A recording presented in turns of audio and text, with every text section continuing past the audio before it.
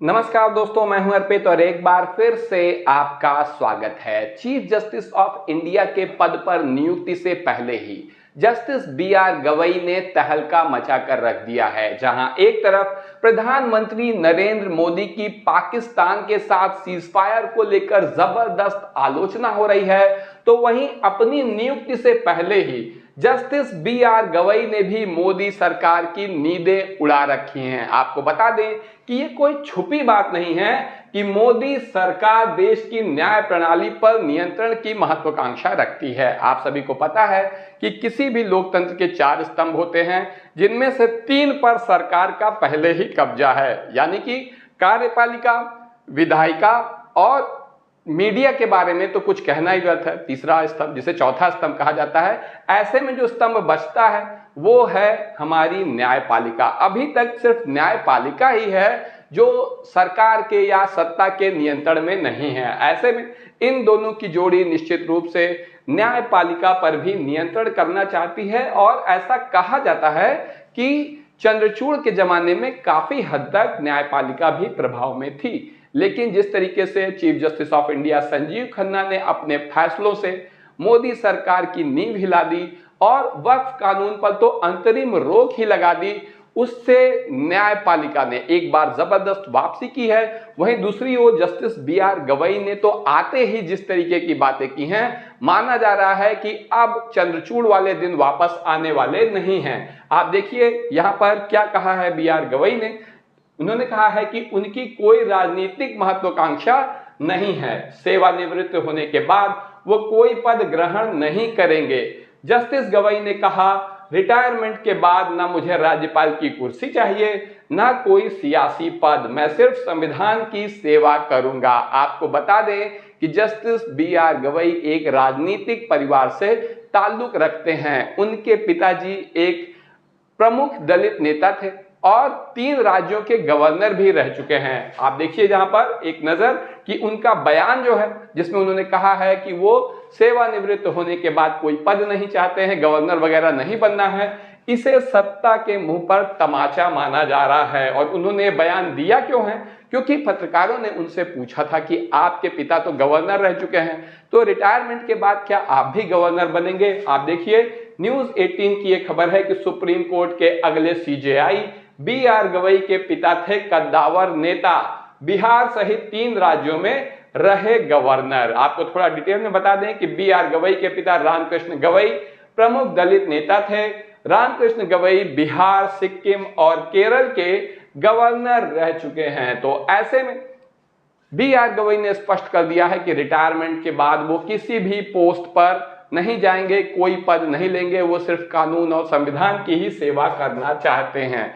ऐसे समय में जब सत्ता, सरकार और कोर्ट के बीच में, यानी लोकतंत्र के बीच में लगातार टकराव चल रहा है, सुप्रीम कोर्ट ने सरकार की सत्ता की मनमानी पर रोक लगाई है। आप देखिए जागरण की ये खबर है और आप सब जानते भी हैं कि किस तरीके से सुप्रीम कोर्ट ने राष्ट्रपति को भी नियंत्रण में लिया है। देखिए 3 महीने के भीतर बिल पर फैसला लेना जरूरी, पहली बार सुप्रीम कोर्ट ने राष्ट्रपति के लिए समय सीमा तय की।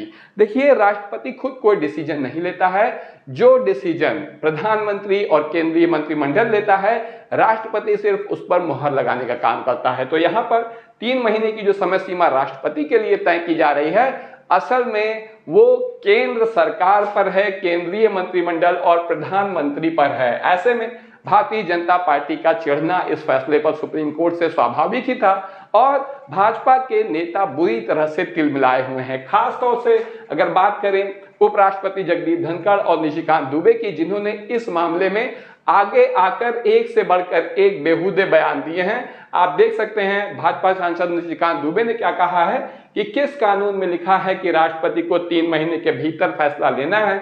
इसका मतलब है कि आप देश को अराजकता की तरफ ले जा रहे हैं। तो निशिकांत दुबे पर इस मामले में कोर्ट केस भी हो गया है और आजकल कोर्ट के चक्कर लगा रहे हैं। तो वहीं दूसरी तरफ उपराष्ट्रपति, जिनके ऊपर केस नहीं हो सकता है क्योंकि ये वरीयता क्रम में राष्ट्रपति के बाद दूसरे नंबर पर आते हैं।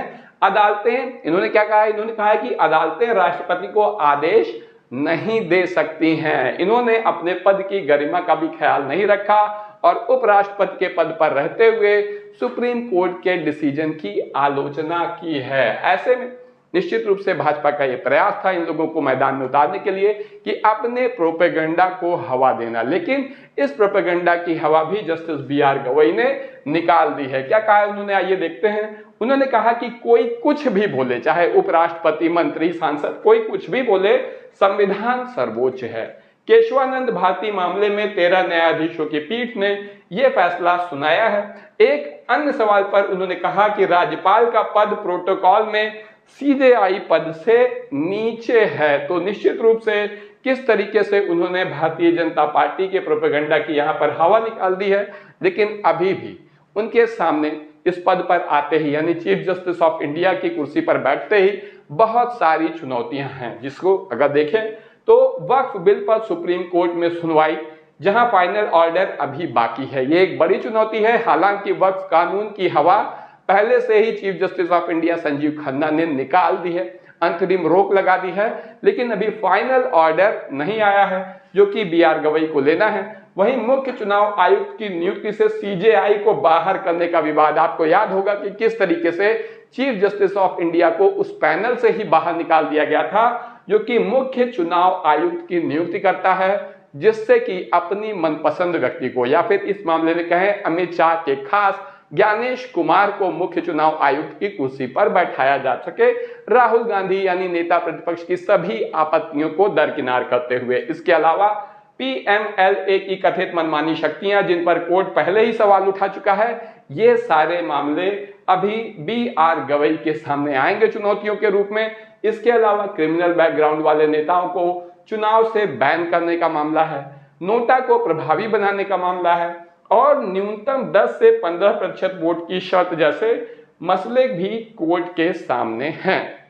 तो आप देख सकते हैं कि कई चुनौतियां अभी बाकी हैं, लेकिन सत्ता और लोकतंत्र के बीच इस वक्त सीधा टकराव चल रहा है, क्योंकि आप देख सकते हैं कि किस तरीके से सत्ता में जो पार्टी है वो लगातार ताकतवर होती जा रही है और अन्य सभी को अपने प्रभाव में लेने का प्रयास कर रही है। लेकिन जिस तरीके से बी.आर. गवई ने पिछले कुछ समय में ऐसे डिसीजन लिए हैं जो कि न केवल चौंकाने वाले हैं, बल्कि सत्ता पर बैठे लोग वो भी इनसे चकित हैं, क्योंकि पिछले दिनों जिस तरीके से एक डिप्टी कलेक्टर को तहसीलदार के पद पर जस्टिस बी.आर. गवई ने डिमोट कर दिया था, सिर्फ इसलिए क्योंकि वो बुलडोजर एक्शन ले रहा था और ऐसा करने के लिए उसने न्यायपालिका के आदेश की अवहेलना कर दी थी। तब उस कलेक्टर को तहसीलदार बना दिया था यहाँ पर जस्टिस बी.आर. गवई ने, और कहा था कि आप होंगे सत्ता के करीबी, लेकिन हम न्याय करेंगे। जेल की सजा दे दी थी, नौकरी चली गई।